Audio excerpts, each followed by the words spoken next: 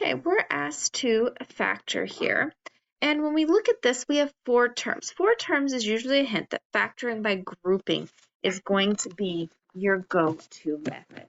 And so when I factor by grouping, I divide into 2 halves, including signs here.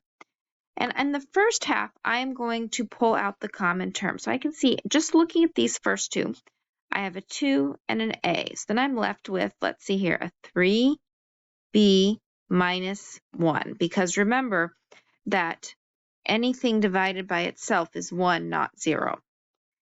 Now here, I'm going to pull out, I usually like to try to pull out the negative. So I can see I have a 3 in both, so minus 3.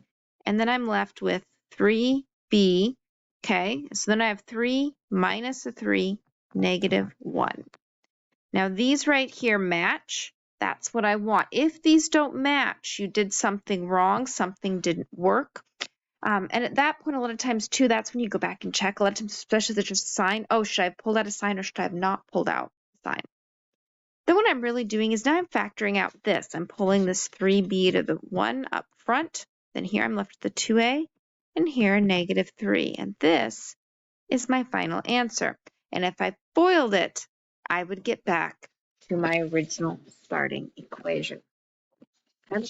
So factoring by grouping, I know it seems like it's, a very niche thing, only when it works by 4, but it is useful for what we are learning here in the next section next week. So I would definitely make sure you can do these steps that will help with the method we're going to learn to make regular factoring more easier. There we go. That's the right term.